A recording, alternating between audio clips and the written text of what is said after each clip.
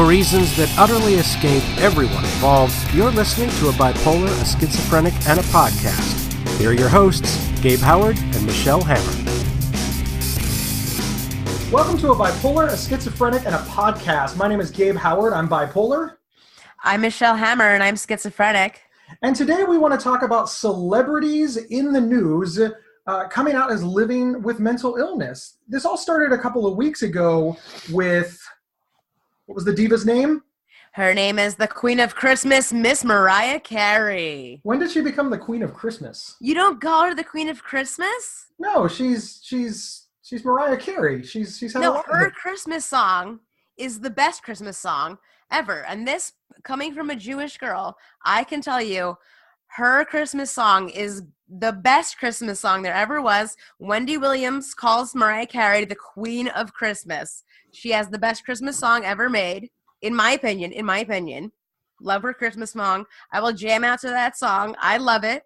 All I want for Christmas is you. Is that a Mariah Carey song? Isn't that a cover? No, people think it's a cover, but it's not a cover. She actually wrote that whole song. So it just shows you can have a mental illness and write an amazing song. I don't think that anybody actually disputes that. Of all the stereotypes about mental illness, nobody ever says, oh, the mentally ill aren't creative. The stereotype actually exists the other way. People with mental illness are geniuses. They're highly creative. They're artists. They're tortured souls. Tortured souls. Yeah. I love Mariah Carey. She's great. And I love when she pretends that she doesn't know who all the new artists are. Like, you'll see her in an interview and they'll be like, Demi Lovato kind of like said this about you. And she goes, I don't know who that is, but if she wants to come up to me and introduce herself to me, I'll totally say hello to her. It's hilarious. Because she knows she's Mariah Carey and she's like, who's everybody else? That's really awesome. And it's a great segue into Demi Lovato is a person who lives with bipolar disorder, and Yes. she started a foundation. So I think that would be a great place to kick it off. Yeah. Demi Lovato lives with bipolar disorder and used her fame, her reach, and her money, these things take funding, to start a foundation to raise awareness about mental illness and mental health. And that's a very, very good thing. So, hey, we're getting started on a positive note. Yeah. When I first found out about Demi Lovato having a mental illness, I was listening to her on Spotify, and I listened to her song Skyscraper, and I love that song Skyscraper. And then it came on commentary on her album, and she talked about the song Skyscraper and how she recorded it before she went into treatment. And then she tried to record it again after she came out of treatment, and it just wasn't the same. And she said that the first time she recorded it, she was struggling so much, and it came from the heart, and it really just came from a place of where she was in her life, that first recording was so great that that's the one they released because she was coming from such a place. It is amazing. And as you know, Demi Lovato is my fourth wife. Not yet. Yeah. I'm still on my third wife. So she's gonna be my fourth wife as soon as it works out. I'm not quite done with my third yet. But we're getting there. Your third wife realizes that you say that about her. Oh, she knows. And she's the one that came up with the numbering system. Oh, okay. Yeah, because there's 1, 2, 3. Demi Lovato is 4. I figure number 7 is probably not born yet, but she's out there. What? Oh my God, Gabe. You scare me sometimes. As long as I'm not any of those numbers, I'm good. No, you're not good enough to be wifed. You're not good enough to be husband. I mean, however it makes you feel better about it, if you think that we would work, you're delusional. I mean, you're like a giant. You're so tiny. I could fit you in my pocket. I don't even reach your non-existent nipples, so it wouldn't even work. It would not work. That's terrible. The name of Demi Lovato's foundation is called Be Vocal. Be Vocal about mental health. That it's Be Vocal. I got to participate in that as listeners of the show know from Two Truths and a Lie, episode number 1. And it was fantastic because we are getting information out there. And to your point about, the raw emotion that trauma and suffering brings up, I can understand why people are impacted by that. There's just something beautiful about somebody taking something negative and turning it into something beautiful. Where I think that trope always goes too far is that a lot of society then thinks that justifies the hurt. And I don't think that it does. What does justify the hurt mean? Like, they think it's worth it to have mental illness. Like, oh, mental illness is a gift. If Demi Lovato didn't have bipolar disorder, then Skyscraper wouldn't have been so moving and beautiful. Listen, it was moving and beautiful, but I don't think that's worth making Demi Lovato suffer. What could she have done if she wasn't suffering, if she didn't need to go to treatment? I mean, what if the treatment didn't work and she passed away? If you make something good from something bad, it doesn't make it good because you have an illness. It's just because you're good at what you do. Right.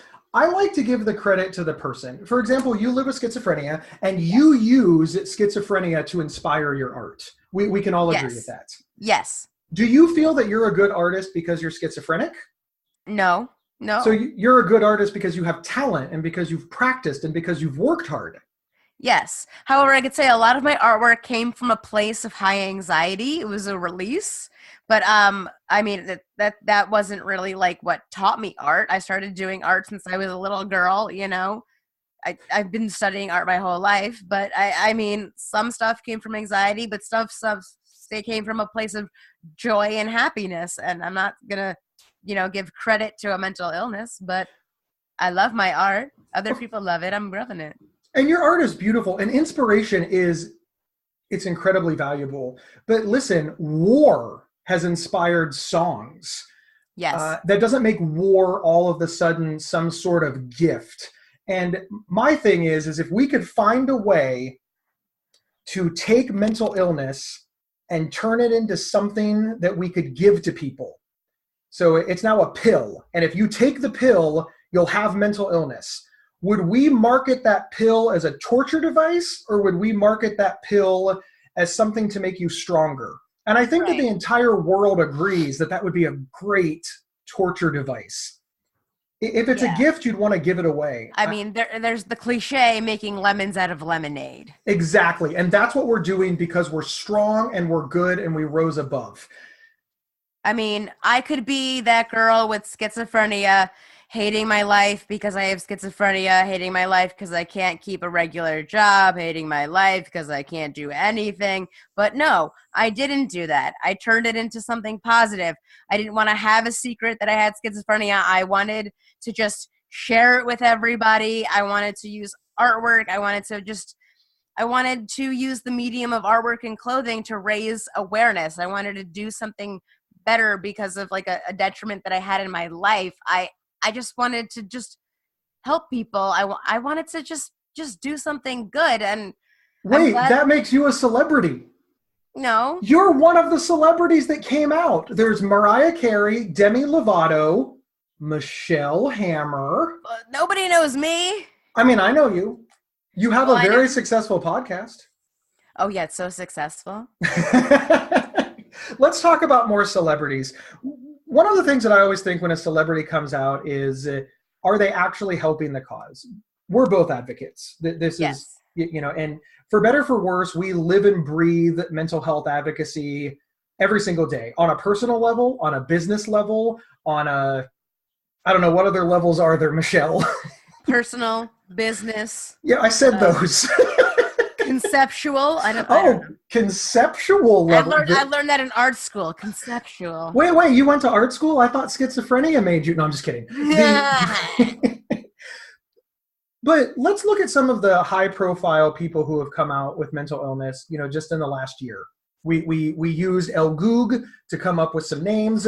Michelle, hit us. Who are some people who have come out with? Well, I'm not sure about the last year, but I got some people that were interesting. And what I found was interesting was The Rock. Yeah, The Rock, depression. The Rock experienced depression. And he said, I have a quote from him. I found that with depression, one of the most important things you could realize is that you're not alone. And like The Rock, you see The Rock, he's like a monster of muscle. And like, you would you can look at him and you just be like, wow, that guy's amazing.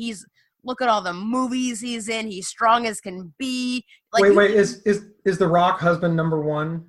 Like, is he husband one? I think he might be too big for me. I think he would crush me. But I'm just saying, like, you look at a man like that and you're like, wow, that guy's got it all. But no, he experienced like 3 different bouts of depression, like in college. Yeah, let's stay on that topic for a moment. Do you think that him saying that he lives with depression, talking about it in the media, do you think that helped people with mental illness, hurt people with mental illness, or made zero impact? I think that helps because it shows that it can affect everybody, because you might think like, oh, they're depressed because they get bullied because they're so weak in school and they're just like the weak little guy that everyone bullies. But can you bully The Rock? You can't bully The Rock. So it shows that mental illness can happen to everybody, even The Rock. So I don't think The Rock gets bullied. I don't think. If you bully The Rock, you're not a smart person. I see, I take a different approach. I think it doesn't hurt or help. And I know that's a very pessimistic view, and maybe that it is, but celebrities have been, let's start with Carrie Fisher. I mean, Carrie Fisher, she was Princess Leia, for Pete's sake. She was an advocate that toured and wrote books and talked about living with bipolar disorder, damn near every day of her life, from the time she reached recovery until the time she passed away. And here we are still fighting the same stereotypes that mentally ill people are responsible for all violence. We still have homeless people that we're not helping. We still have funding issues. I just, sometimes I wonder when these celebrities come out if anything happens at all, or if it just goes through the news cycle like, oh, that's interesting, The Rock has depression. And then we just move on with our lives, still leaving all the other people that can't get any help to not get any help. Just like how I tell my story of like, seeing the guy on the subway talking to himself in the same way that I did it. And I thought to myself, what's the difference between me and that guy? I have family, friends, and a doctor. That guy didn't. And I saw the difference between me and him. And that's when I was like, I want to make a change. And that's how I started to come up with my own company to help with mental illness in New York City. Because I realized if you just have, support around you, you can live, more of a successful life if you have support. But if you don't, you can just be schizophrenic and homeless. Yeah. Which if I didn't have support, that's me on the subway talking to myself, I always feel like a broken record when I say this, and I don't think that people believe me when I say it. If I didn't have health insurance, money, great parents, good people around me, and, I got to give myself some credit. I mean, I did work hard, but, make no mistake. You take away the health insurance, you take away the money. Mistake. I like make no mistake. Are you Obama right now? No mistake. I mean, I'm channeling Obama. I like me some President Obama. But sincerely, you take away health insurance and money and the people around me that pick me up when I couldn't pick myself up, and I'm nothing. And when I say that, everybody around me instantly thinks, well, that's not true. And that's what I want to change. I want everybody to believe me when I say it. Because people think they're like, no, Gabe, you would have found a way. You would have worked hard. I'm telling you, I wouldn't have. I would not have. Me either. I would not have. I would have never graduated college had it not been for my lacrosse coach, like on me all the time saying, take your medicine, take your medicine, take your medicine. And also my roommates realizing when I was depressed and like, you're sleeping till 4:00. They would come in my room, open my door, turn on my lights, open my blinds, ask me, what's going on? What happened? Are you okay? So without like my support system, I don't even know. I wouldn't have graduated college. Right. And as you pointed out, you were taking medicine, which means you had a doctor and medicine. Yes. These things take resources. Want to learn more about mental health, mental illness, and psychology, but not be bored? The Psych Central Show is an award-winning podcast that speaks candidly with experts in these fields to break down complex topics into easily understood nuggets of useful information. Hosted by our very own Gabe Howard along with Vincent M. Wales. Available on your favorite podcast player or at psychcentral.com/show.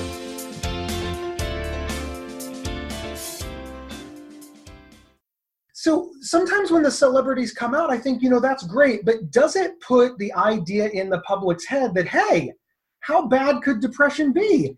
I mean, The Rock had depression, and he finds time to work out 3,700 hours a day, have a banging body. I mean, I'm attracted to The Rock, and I'm as straight as they come.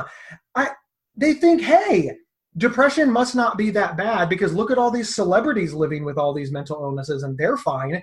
This is not the celebrity's fault. Please, although it would be cool to get a bunch of angry emails from a bunch of celebrities, please don't write me. I'm not saying it's a celebrity's fault, but does celebrities coming out with these mental illnesses and the way that they're talking about them, the way that they're interviewed, does this create the idea in the public consciousness that mental illness must not be that bad?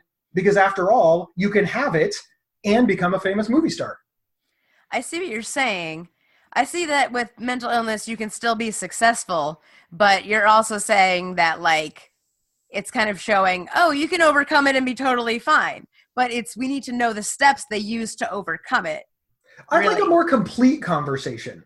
Like, one of the things with, Mariah Carey, Demi Lovato, and Demi Lovato less. Demi Lovato's done a lot. I mean, it's why she's number 4. I mean, yes, I'm not gonna wife somebody that puts us behind, but Carson Daly, and they talk a lot about the mental illness that they were diagnosed with, but they don't talk about the steps that they needed to get better. The conversation just doesn't seem to be very nuanced. I lived with depression. It was really, really hard. Okay, but how did you move from diagnosis to recovery? So that we love to talk to celebrities about the challenges that they've overcome because it makes them more like us. But the reality is they're not like us. They have money. And there's plenty of celebrities that weren't able to overcome serious mental illness. Kurt Cobain, dead. You say they have money, but money does not buy happiness. No, but it buys doctors. Like, what was his? Didn't Owen Wilson try to kill himself? Yes. He's got money. Yep. And the way that the media handles suicide is a little, they talked about how he needed help and that he went into treatment. His treatment was hundreds of thousands of dollars that the average person can't afford. And listen, let me break this down for you. Owen Wilson had an issue, tried to kill himself, got help at high-end places, and the whole world saw that that's what he needed to get back on his feet. But yet, the whole world does not say, we need to raise the amount of funding that we give people with serious and persistent mental illness so they can be just like Owen Wilson. No, everybody says, well, pick yourself up from your bootstraps, homeless guy. Yeah, get your life together. Get a job. Get a job. Get a job. Yeah. Like I tried to get jobs. I tried so hard. How many times must I try and fail to get a job? It's just like come on already. Like, how many times were you fired, Michelle? 8. And what finally helped? Finding a job that you could do. Finding a job that I can do to work for myself. And you were lucky to be able to work for yourself because your father is business-minded. I know he's helped you a lot. And well, it's not that when you say he's helped me a lot, it's not that he's given me money. It's no, that's not what I mean. Oh, okay. Yeah, that's what it sounded like. No. He just knows how to, set up stuff like that, like business stuff, set up tax stuff, set up all the behind the scenes stuff for me to be able to run my own business. Right. These are the things that I've been most impressed with in the world. I come from a place where I thought my parents were roving idiots. I really did. I thought that they were just like dingbats. I have no problem admitting this. For all the parents listening right now, if you have a 15, 20, 25, 30, probably 35 or 40-year-old kid that thinks you're a moron, they will learn. Because a lot of the stuff that I gave myself complete credit for, like, do you drive, Michelle? Well, I have a license, but I live in New York City, so I no longer have a car. Okay, but you have a license, right? Yes. How did you get a license? I took a test. Right. Notice that you said, I took a test. Do you realize that your parents had to give you permission? Who taught you how to drive? Oh, my dad. Yeah, who paid for your insurance? Oh, my parents, yeah. Yeah, who did? So listen to us. You just said, I took a test and I have a driver's license. It turns out that that's all smoke and mirrors. Our parents did all the work. It was their car, their training, their money, their insurance, their faith, their confidence, their courage, and then we held up the license and gave ourselves all the credit. If you don't have parents, you don't get a driver's license. Just every single person with serious mental illness in the country needs to do the work. You did take the test to get your license. You did pay attention during driver's ed. I'm not saying that we did nothing to get our license, but the reason we were able to get our driver's license is because we had this support system behind us that was doing a lot of the work that we didn't understand. This is the mental health system that we need in America, where there is support systems so that the people can focus on doing the work. All I had to focus on was how to parallel park. All the back end work was handled by my parents. If we can create a system where people just have to focus on getting well, understanding their medications, reporting side effects, more people will get well. We don't have that system. Right now, people have to worry about everything, literally everything. If you're homeless, you don't have food, but we want you to be med compliant. Do you feel that it's really a celebrity's problem to fix the mental health crisis? No, and that's, I don't, but I do think that if you're going to use a public forum to announce that you have an illness and talk about it, that I do think that there's some responsibility for your talking points to be better. But there's no obligation. You don't have to. I would like to see a Michael J. Fox of mental illness. You know, Michael J. Fox is a great spokesperson for Parkinson. He understands the illness. He started a foundation. He does the research. He invested in talking points. He testified in front of the government to find more resources. He educated himself. He does tell his personal story of life with Parkinson's, but he's expanded it to so much more. A lot of celebrities just tell their personal story of life with mental illness. And while that is valuable, it doesn't seem to change the way the public thinks about mental illness. And I really feel that it makes people think that mental illness isn't as serious as it is. Because after all these rich, famous people have it. So how bad could it be? I get what you're saying. I wanted to bring up something. I was looking online. I don't know if you know Troyan Bellisario. She was on that show Pretty Little Liars, a teen drama. I expect you probably I'm unaware. Yeah, but she played the character Spencer, who I thought was like great, and she was always very thin, and she admits to eating 300 calories a day. So I wasn't aware until a few months ago, I guess this is my own ignorance, that an eating disorder was actually a mental illness too. I'm kind of I feel stupid that I didn't really know that an eating disorder was a mental illness. So I ask you, because you used to weigh 550 pounds, do you feel that you had a mental illness and that was why you were 550 pounds? Was that a mental illness in your case? So yeah, the first thing is eating disorders are on the mental illness spectrum. They are. And this is one of the problems, not to get off on a tangent, but this is one of the things that I hate about calling mental illness. Could you imagine if all physical health problems were referred to as physical illness? So if you had stage 4 cancer or a runny nose, we said you had physical illness. Right. I mean, that would create so much misunderstanding. I see what you're saying. So that's the first thing that I want to say. But I feel very, very strongly that bipolar disorder drove binge eating disorder. And here's why. For me, bipolar disorder was all about excess. When I was manic, I wanted to do anything that made me happy. And man, did food make me happy. Food makes everybody happy. And when I was depressed, I wanted to do anything to make myself happy because I was so depressed, I wanted to get out of it. And food is what I chose. At that same time, I was also abusing drugs, alcohol, sex, and many other things. But food was my favorite because it was the easiest to get. And because it was already psychologically built into my head that certain foods equaled happiness. I tell this story a lot. Whenever I would be really, really, really sad, so sad I was thinking about suicide a lot, I would go buy a sheet cake. Why would I buy a sheet cake? Yeah, because it would remind me of birthdays in my house. Growing up, yeah. Every time I got fired, I ate a pint of chocolate ice cream. That's delicious. And a pint for you is like a gallon for me because I weigh 4 times as much as you.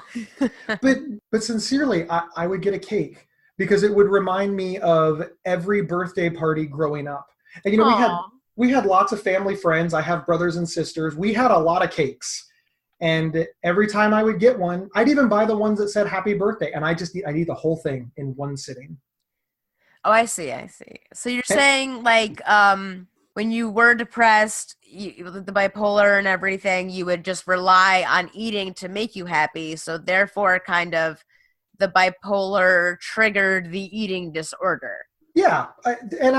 There's a much better psychological method that a doctor can explain better. But for me, I was willing to self-medicate with anything to feel anything I was willing to do. And if that meant that I needed to weigh 550 pounds to not be dead, then it was worth it. I wasn't making these decisions consciously. These were subconscious decisions. And eventually it got away from me. And it's no surprise that I ended up being so suicidal. I weighed 550 pounds. My wife left me. I was a mess. All of my friends had gone away. I was not estranged from my family, but certainly not connected to my family. They were gone. They were 700 miles away in another state. I was all alone. I just felt lonely, fat, worthless, and my mind kept saying, do it. Nobody will miss you. Yeah, like what Troy Belisario said, she was like, there was a time in my life when it had absolute authority over me. She's saying that her eating disorder had the authority over her. It was her control in her life. Yeah. Completely. So it just controls your life. Like, I've never really thought of food just being the absolute, like, control of your whole life. My highest weight was nothing near 550 pounds. But, I mean, I've lost weight recently, really just due to med changes and stuff like that. But, like... You used to smoke, right, Michelle? Back in the day. And it's a fair statement to say that you were addicted to cigarettes and that they had authority over you, meaning when you got a craving to smoke, you would do anything to get that cigarette. I would, and I can say that I first started that after I lost my first job. So the point that I'm making in all of that is that's how food was for me. I see. When I needed food, I needed it. I couldn't decide that now wasn't a good time for food, just like you couldn't decide that now wasn't a good time for a cigarette. You would get the cigarette and then you could move on with your life. I could get the food and then I could move on with my life. People have a hard time understanding that because you need food to survive. You quit cigarettes. That's great. But that's not an option for me. With eating disorders, it's not an option to quit food. We can't. Yeah. I see what you're saying. You can't, because you have to eat. Yeah. Eating is necessary. I have to eat because I like it. You gotta eat. You do. Yeah. You have to eat. So let's dial this down. Celebrities, they're not hurting us. I don't necessarily know that they're helping us. I think that as advocates, though, we could probably do more to make their stories helpful. Yeah, I mean, they talk about their struggles, they talk about their story, they talk about recovery. They always say the support from people, but we need support to help the people that don't have the support is really more of the issue. Yes, and I think as advocates, as people just like us, the people listening to this show, other Gabe and Michelles out there, we're certainly not the only ones. We can build off of this. Mariah Carey said that she had bipolar disorder and that she's doing well now, and that's fantastic. But you know why she's doing well, and then we can talk about all the steps that she may or may not have went through. You know, obviously we don't know exactly how Mariah Carey got. You know, we don't know her doctors. HIPAA applies to celebrities as well, but I think that it's up to us to fill in the gaps that's missing from the inspirational story of celebrity diagnosed with mental illness, celebrity overcame mental illness. That way, more people can be diagnosed with mental illness and overcome mental illness. Yeah, I'm sure they went to some pleasant psych wards, which were very nice. Yeah, we didn't get to go to any pleasant psych wards as our psych ward episode illustrated. Yeah. I mean, if I went to whatever psych ward they went to or institution or whatever they went to, I'm sure I would have been like, oh, 6 days here. What a wonderful time this place is. You know, I'll stay here and get better instead of get me out of this place. What do I need to do? But, you know, an interesting thing that I just thought of is how many celebrities and wealthy people went to those, what we just called plush institutions that still didn't get better. Kurt Cobain went to one of those plush institutions. He got the best care money can buy, still dead. True. I love Carrie Fisher. Carrie Fisher will probably be my favorite celebrity with bipolar disorder forever. But, she did have drugs in her system when she died. She understood mental illness. She had great care. She had the best care. She went to what we're now calling plush institutions, and even she still struggled. So if all of these celebrities and rich people are getting the best care and are still struggling, again, like you said, how hard is it for that guy on the subway? And we just expect so much from them, but give them so little. And that has to change. Yeah. Final word, Michelle, and then we're out of here. Final word. The Rock can be depressed, but The Rock can kick your ass. Excellent. Thank you, everybody, for tuning in to A Bipolar, a Schizophrenic, and a Podcast, and we will see you next week. See ya. You've been listening to A Bipolar, a Schizophrenic, and a Podcast. If you love this episode, don't keep it to yourself. Head over to iTunes or your preferred podcast app to subscribe, rate, and review. To work with Gabe, go to gabehoward.com. To work with Michelle, go to schizophrenic.nyc. For free mental health resources and online support groups, head over to psychcentral.com. The show's official website is psychcentral.com/BSP. You can email us at show@psychcentral.com. Thank you for listening, and share widely.